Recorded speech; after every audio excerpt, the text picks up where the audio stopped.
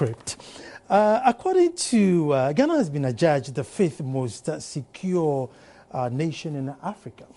And according to the 2010 census, Ghana's population currently stands at just over 24 million against just over 18 million in 2000. The 2013 Global Food Security Index scored Ghana 5 percentage point year-on-year growth for food availability, bringing it to 56% from 51% in July 2012. But the question is, are we producing enough food to feed a growing population, and can the people purchase what has been produced? Hopefully my guest in studio has the answers, and I am talking to Edward Kariwa, Deputy General Agricultural Workers Union, and Send Ghana's Director, George Osei Bimpeh. I'll introduce them again after we go on the break. This is PM Express. My name is Nana Sakwa. Stay tuned, and we are coming back to talk, how do we feed a growing population?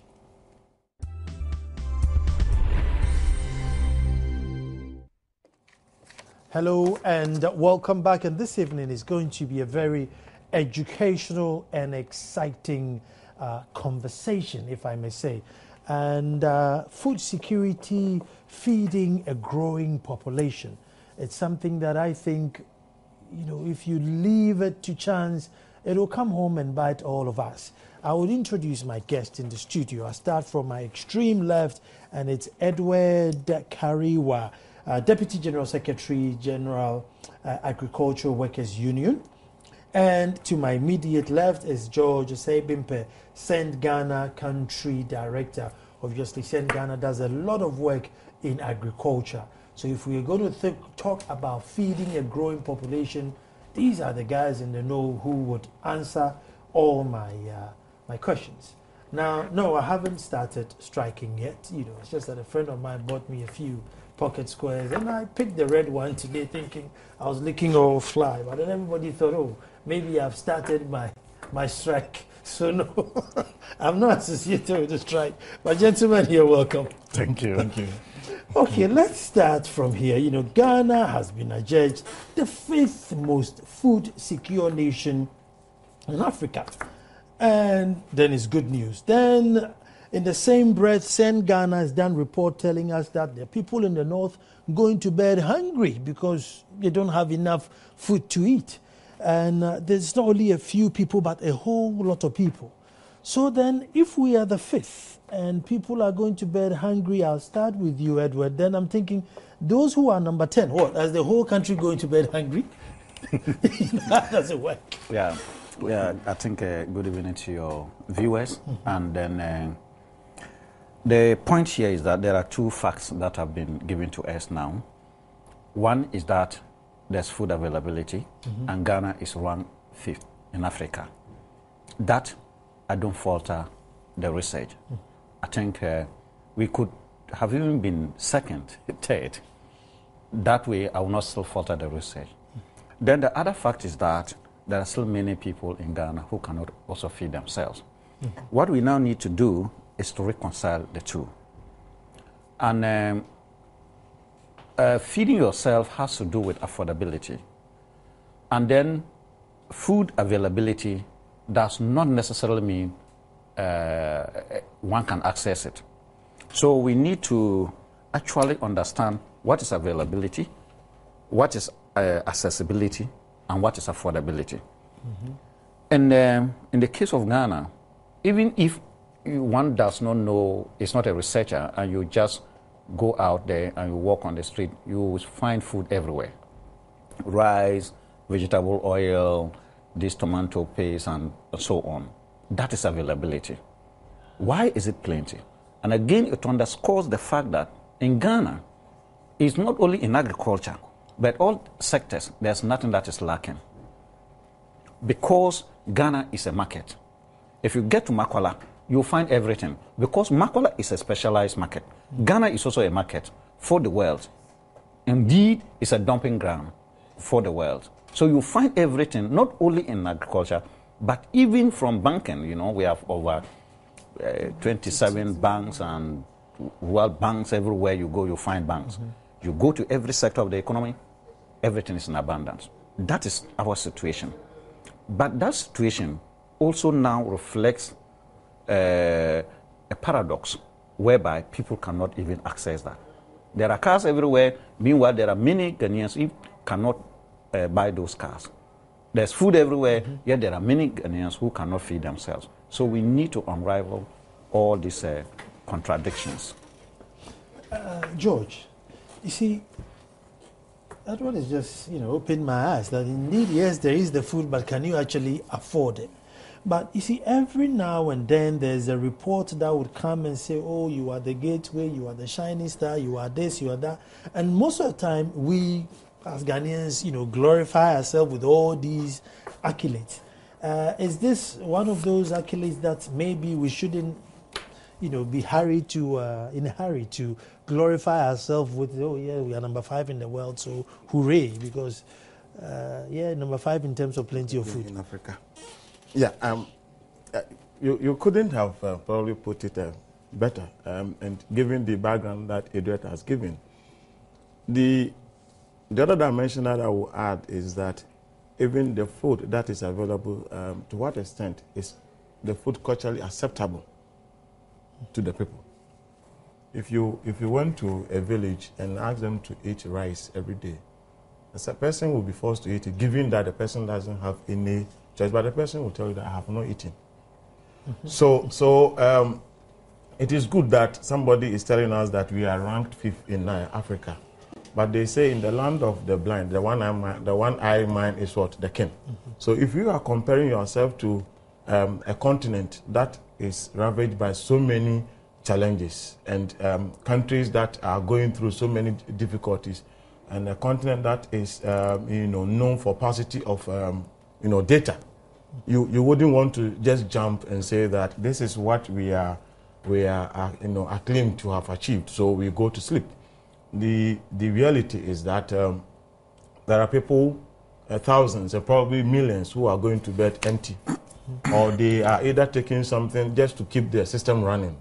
Some people may be queuing for coconut because they are on diet or something. That's because that is what they have to do with. And so these are some of the challenges that we have to look at, rather than to say that because we are a church, the 5th most food secured in Africa, that is hooray, we will go to bed. But that that the reality does not reflect that. It probably what we need to go into is that what are the details? What are the details of this sort of research, and where do we find ourselves wanting? I mean, so much rice, even per basic definition of food security, not just availability, but in a way that meets your nutritional needs. So if you have to eat rice, for example, every day, is that what a normal human being should be doing every day? If you have to eat fufu every day, just because that is what you have to eat, is that the normal, is that what your body requires for proper function of your metabolism? Yeah, having said on there, you look at the market and it is full of so food. So you should expect people to be queuing to buy it. So it tells you that this woman is having so many varieties of rice, but are people buying it? Or if people are buying it, are they buying it in the right quantity that can feed, for example, a family of 5? If a family of 5 requires about 3 cups and they are going to eat 1, it is there, but people cannot afford it. So affordability is as important as availability and, if you like, diversity of what is available. In a Greek, I think it's one area where, as a country, we probably have run out of excuses ages ago. If you compare the amount of land space and the amount of facility and the amount of manpower, you can't justify that I cannot produce cheap enough for you to feed. But here we are today. But Ken, one thing I wanted to talk about, and the other time I had a big argument with my brother here with small-scale farming. And I would say, no, let's go mechanized farming, no small-scale farming. Then I ask myself, indeed, if we go mechanized farming, and so one tractor is weeding, thousands of acres, then what then happens to the small-scale farmer, Edward? Because every time you hear, oh, let's go mechanization of farming, like, If indeed mechanization of farming happens, then what then happens to the small-scale farmer? Well, before I deal with that, let's also look at availability constitutes, two things constitute availability. Okay. We have domestic production and then imports. Mm-hmm. Put together represent availability. Now, in fact, this report, we just can't look at it on its face value. We need to do serious analysis. And our analysis of it should not be the traditional way of analyzing things. It's never a positive, reflection of us. We need to be very careful. Why am I saying so? If we rank fit in Africa as the most secured country in terms of food availability, how much of the food comes from this country? To cite the example, about 70% of rice consumption in this country is imported. Mm-hmm. Now, if you take poultry, about, again, 70% of it is imported, or even over 70%. And you can go from one product to the other. If you come to manufactured goods, cars and so on, I think 100% is imported, and everything.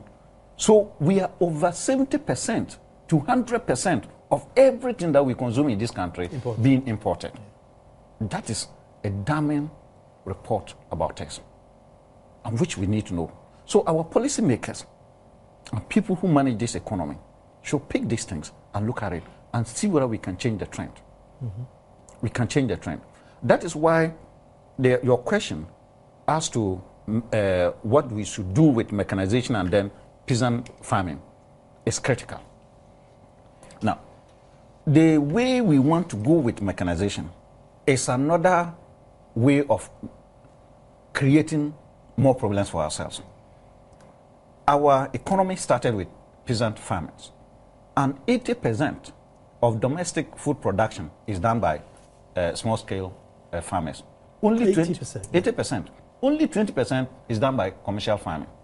Now, if we are going to commercialize or mechanize, then we should mechanize the peasant farmers and make them grow to become the commercial farmers.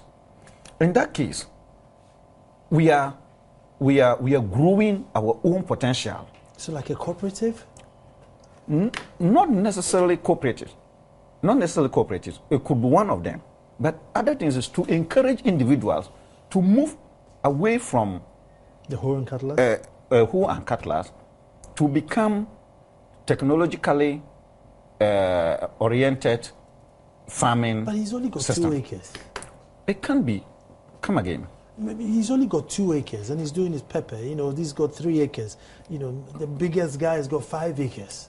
Why, if you don't use advanced technology to do farming, you cannot start with many acres. So they started using 2 acres, 1 acre, based on their technological capacity. Mm-hmm. Now, if that grows, then they'll expand.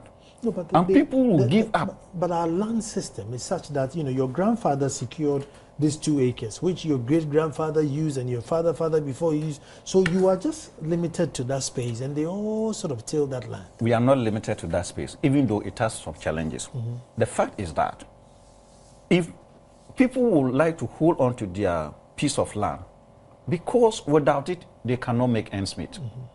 But if they know that I don't need to hold on to my piece of land when I can still feed myself, because there will be enough food by the one who is using it, which can reflect on me, people will give up. You don't need the type of numbers that we have in agriculture in order to make agriculture productive. When agriculture becomes productive, people will voluntarily leave their that vocation because they know very well that they can still find food to eat. But today, people are holding on to their small pieces of land or plots because if they leave it, they will not get food to eat. You will be forced to buy the imported, and you cannot buy it too. So these are the dynamics. So when we continue to blame the land tenure system as the main cause of our agriculture not growing, it's high time we moved away from that. That system is not rigid and it's not static. And many people have left their lands and moved to the cities to look for what? White-collar jobs. And many people will leave their farms for others to use it when they know very well that those who are using those lands will produce enough and then it will reflect on their lives. But if there's no other source of living, then certainly they will hold to it. John, I mean, you've done a lot of work with small-scale farmers. I mean, we've had our debate on small-scale farmers, and today we just need to look at, how can we improve small-scale farming, either take them out of the farm and to do something else for somebody else to, till the land properly, or leave him there for him to till the land properly to look after himself and, everybody else. Okay, so Nana, we are faced with a choice as a country that what development strategy do we want to use to take people out of poverty? Yes. And I'll be very surprised if somebody came and told me that there was another way apart from using agriculture. And Edward has given the traditional model where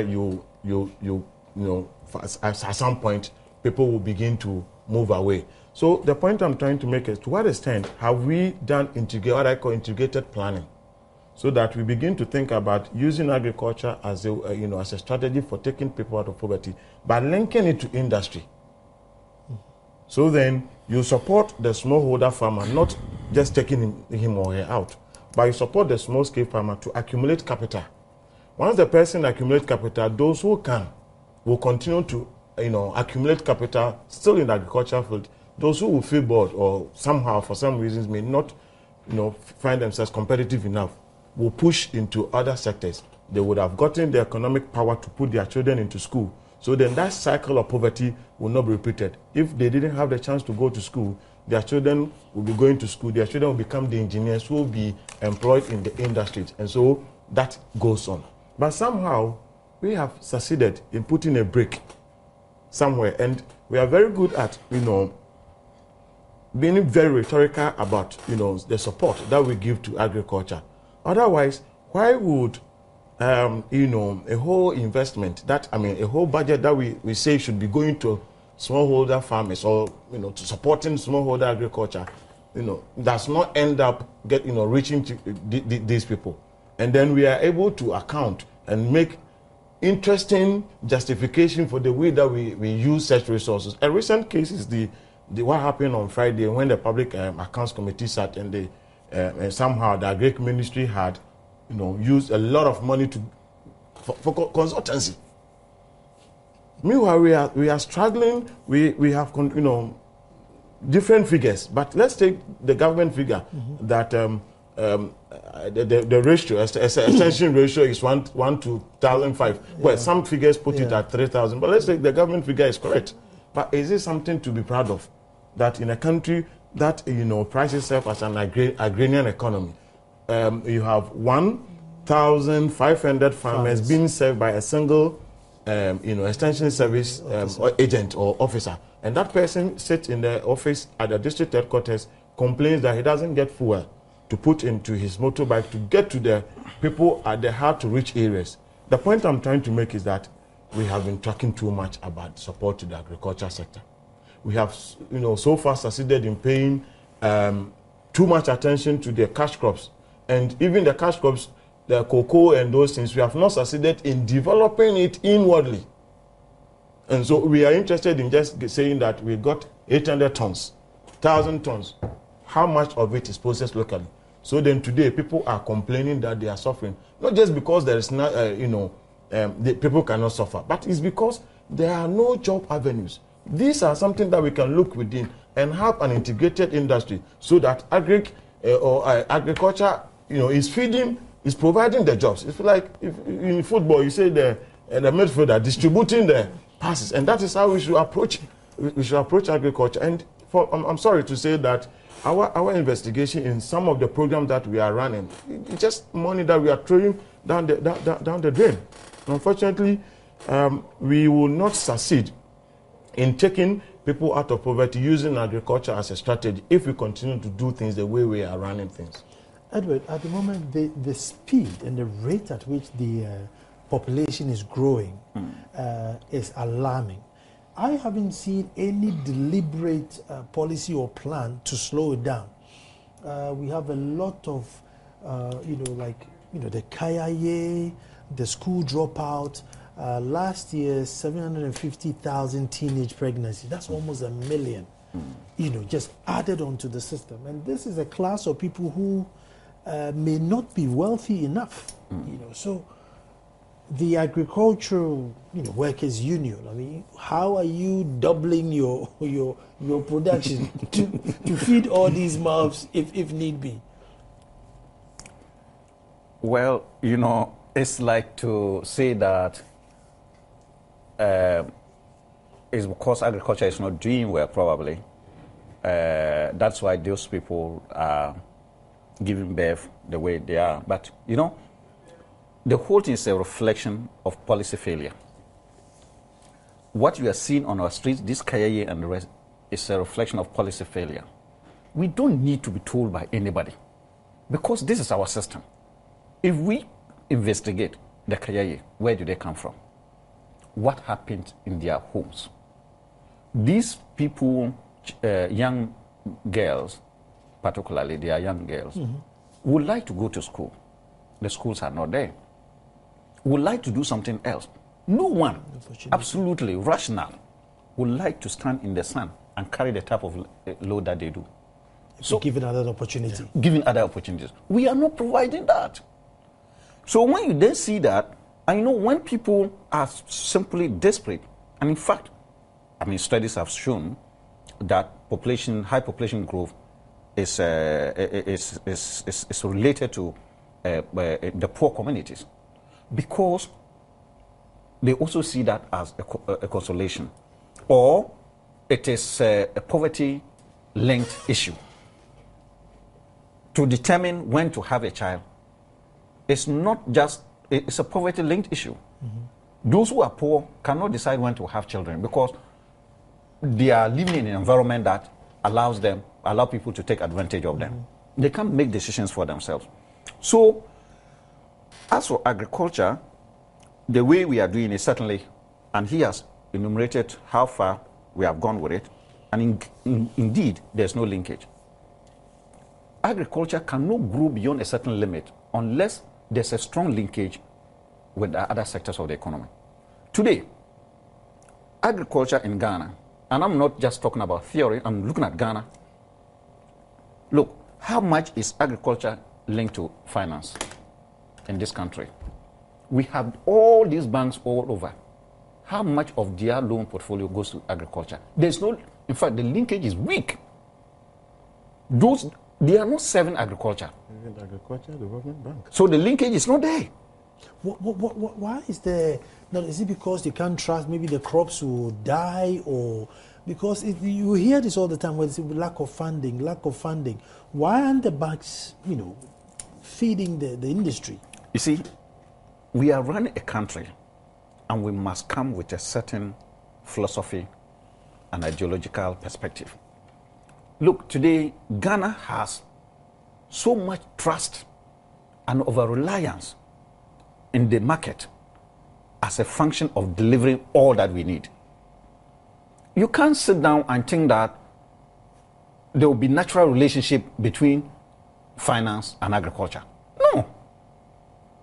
It can be. You need to give deliberate policies that will link agriculture to finance and vice versa. Where are those policies? They are not there. And that is why some of us are advocating that before you set up a bank in this country, there are a number of issues, conditions you have to fulfill. One of them should include that a certain percentage of your loan portfolio should go to agriculture. If you think that conditionality is so harsh for you, of course you have the choice to relocate. Go somewhere else. A small country like Ghana, why do we need so many banks? And yet, capital mobilization is still low. There is a weakness. So it is policy that is creating the problem, and we need to address it. Policy works. And that is why, if you see that, why? In this country, We are number 2 in cocoa production for all these years, globally. We did not do commercial farming. Cocoa farming is not done on commercial or mechanized. No, it's small scale. But because we have put the structures in place, if you're a cocoa farmer, you don't have anything to think about market. Yours is to produce, they'll come and pick it. Even when you need chemicals or you need whatever, they'll provide it. They do mass spraying. You don't have to go and look for external market for your cocoa. All that, we have a system. Why can't we replicate it in the other areas? Can we add at least 2 commodities to that cocoa system? We can do that. And I'll tell you that, look, if we decide to take, for instance, rice, the per capita consumption of rice continue to increase for so many factors. Because of urbanization, and then the fact that we are also, the middle class is also growing. And rice is easy to cook. It has also varieties. You can use it for jollof, other things. In that case, if we concentrate on agriculture, in rice production, we are capable of what? 1, meeting the domestic consumption, and then saving foreign exchange by reducing importation. And this one, we don't need to go to any place. We don't need World Bank consultancy. We don't need, even consultants, we don't need it. Even within Ghana, we don't need it. This is what we need to do. But tell us, how much commitment are we putting to rice production? We have rather allowed our market to be dominated by cheap imports. And those cheap imports are taking advantage of the growing per capita consumption and making a lot of money. Beyond that, we are changing the taste of the next generation. I am told that even the school feeding is some of it is Imported rice. It's imported rice. What are we doing to those young men and women? We are giving them a certain taste, foreign taste, and by the time they will be like us, they will never think about local food. They will want to go and buy it. When I'm going to take a break here, then when I come back, I want to speak to George, and I want to find out that once upon a time, there was Operation Feed Yourself. And apparently that is the only time we were completely food secure and even exported food.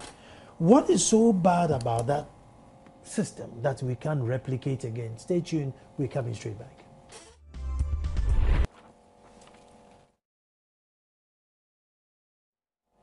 Hello and welcome back, discussing Ghana's food security, food future, feeding a growing population. And today, if we don't do something or start doing something, I ask myself, in 10 years' time, how are we going to manage? And indeed, if we import, even if today we cannot afford, what are they going to do then? That's what we're discussing. And just before one of the break, I was talking about Operation Feed Yourself. It is an idea which the Achampon regime brought, that everybody should plant something. So instead of planting roses and lilies and bougainvilleas, you planted yams and cassava and corn, and everybody had food, and there was food distribution centers. And I remember my mom used to send me, go and buy yam, and you go to the little kiosk and buy your food from food distribution center. So why can't we replicate it? Or what was wrong about that system that, somebody will say, oh, we can't throw the whole country and turn everybody into a farmer. But where do we draw the balance? Where, because this food security thing is serious. That, if we can't, people are going to bed hungry today. In 10 years' time, maybe too many people will go to bed hungry. No, I think that what was wrong then is still wrong with us, unfortunately. We are interested in petty stuff as a country, that instead of looking at what could be a result, we are interested in looking at who did what, so that we don't need to, if you like, perpetuate glorification of whoever initiated anything, if it is negative or positive. That's why I use the word perpetuate. And so we didn't have to necessarily continue the way it started. At some point, we should have taken it to a different level to say that, okay, now we are growing what we can eat. What about growing and then building industries that would, if you like, that will can what we cannot eat. Yeah. And so somehow there was a break, a total break in thinking and in developing the idea further. Unfortunately, we have not thought it wise to visit the idea and probably modify it. It doesn't have to take the same form, if you like, the same form that it took at that time. So, Nana, feeding ourselves is as important as the people who say that we have a sovereignty. If you cannot feed yourself, there is no name and there is no point in claiming sovereignty, because what is the point? Because what you are eating has nothing to do with your culture. Something that you have to just make do with because this is what is there. So I think that unfortunately, I don't like this idea of always blaming the political elite, but that is where it matters. We need to have people with vision who will say that enough is enough. The ministers or the technocrats to stop, saying this is how we have been doing it. That kind of thing is killing us as a country, because everybody will want to say we have been doing it since I joined the service or civil service or whatever that they call it.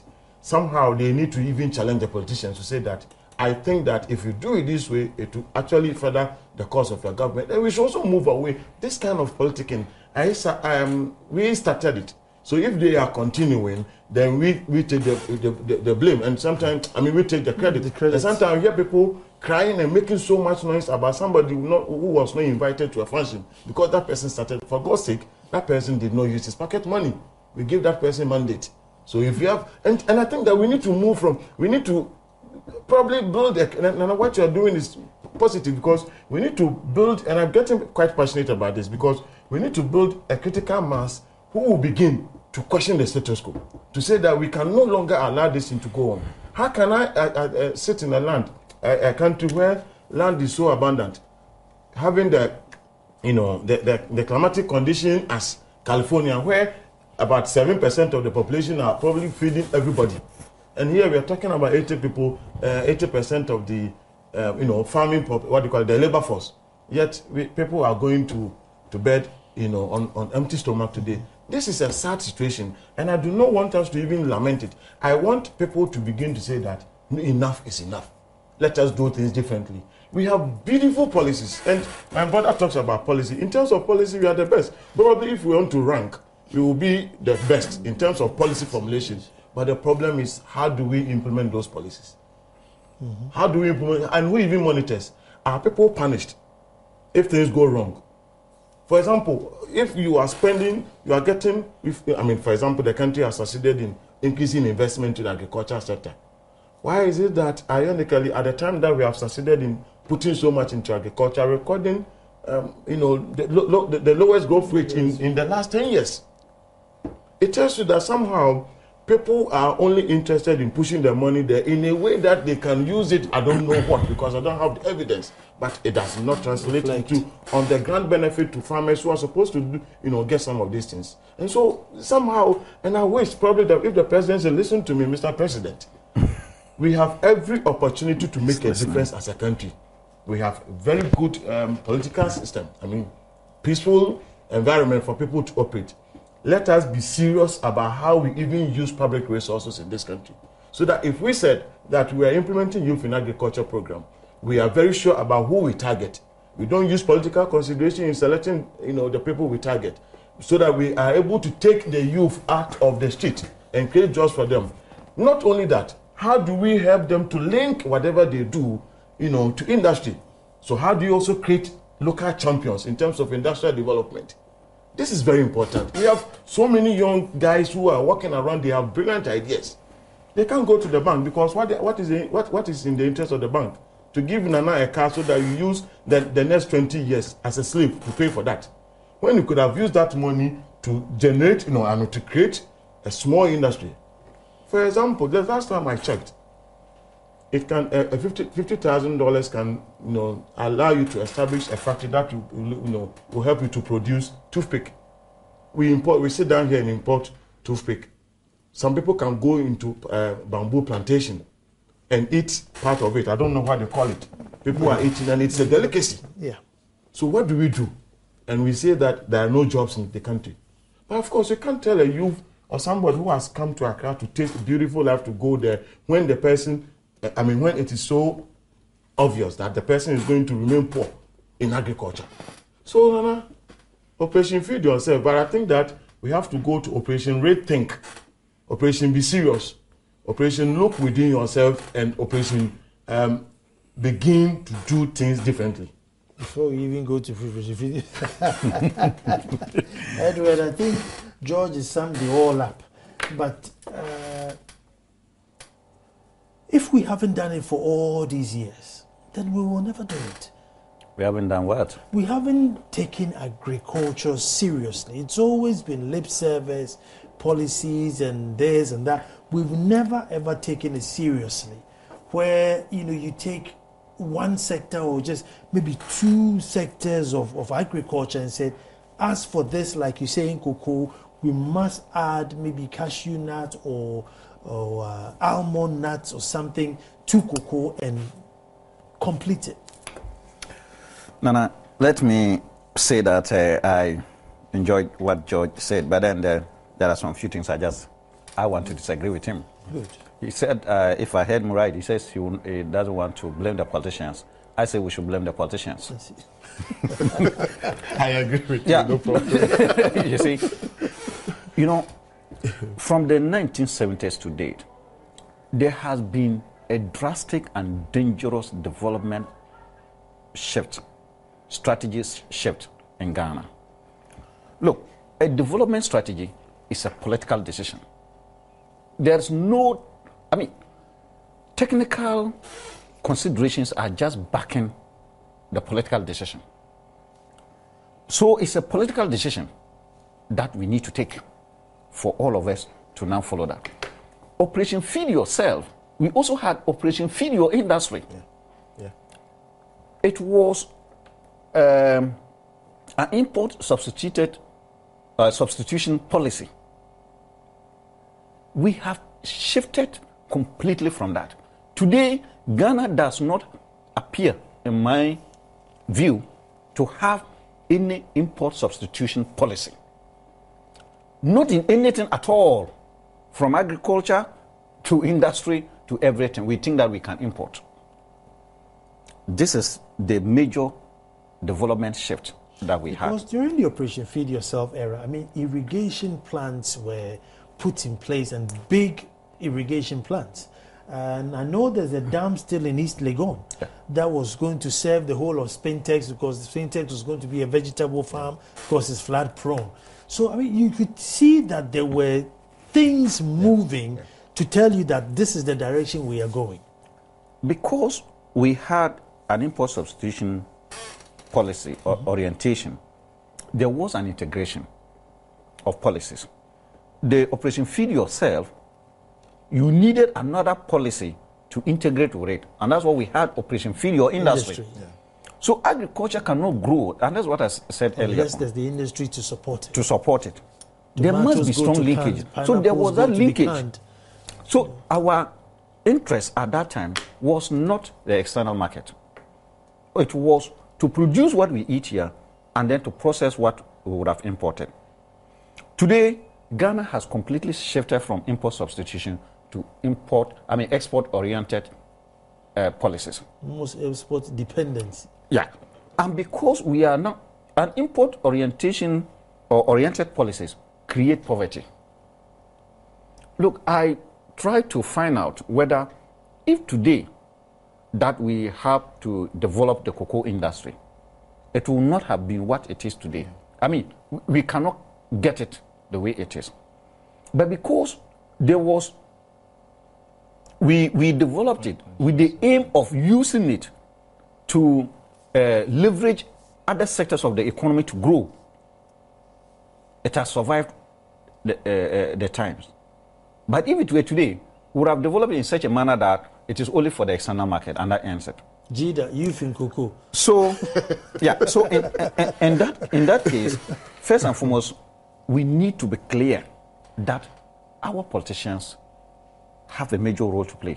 In fact, every development policy, of course, look at it. Even today, Iran is defying all the odds. It's not the ordinary people of Iran who are interested in nuclear energy. No, it is the politicians. And they're saying, look, either it is for a nuclear bomb or peaceful purpose, they are saying they are going ahead with it. China has not gotten to where they are because it was the ordinary Chinese who wanted a certain type of policy. It was the politicians who made it clear that we needed to be this. All the developed countries, US, when UK was the only developed country, and US was developing at the time, and they had comparative advantage in agricultural production, and UK had comparative advantage in manufacturing. They refused the advice of UK economists that they should specialize in producing only agriculture. They said, look, if we produced a coat, if I buy a coat which is produced in the US, first and foremost, you have a coat, and secondly, the money is paid to the US economy. But today, all that, what they are now telling us is that it does not matter if we even produce anything here. And the unfortunate thing is that it's not what people tell you, it's the way you react to what they tell you. There will always be piece of advice, either from IMF or our development partners and the rest. But do we think that that is what will actually meet our aspirations? In fact, for me, I sometimes get worried that it appears we don't have any aspirations. And our aspirations must come from our leaders. And that is why I still hold them responsible. The Koreans did not get where they are today because the ordinary people wanted it. Edward, thank you, and George, thank you. I think I need to get you guys back so we continue this conversation in probably policy making and how to monitor and make sure that the policy is working. But today we're looking at the future of food security, how we're going to feed the growing population based on the habits and the things that we are doing today. I was talking to Edward Kariwa, who's the Deputy General Secretary in General Agricultural Workers Union. And then to my immediate left is George Bimpeh, Ghana's Country Director. They do a lot of work in agriculture. Myself, Nana Sakwa. Thanks for watching, and you know what, tomorrow we'll be back to do it all over again. Gentlemen, thank you very much. Thank you for having us.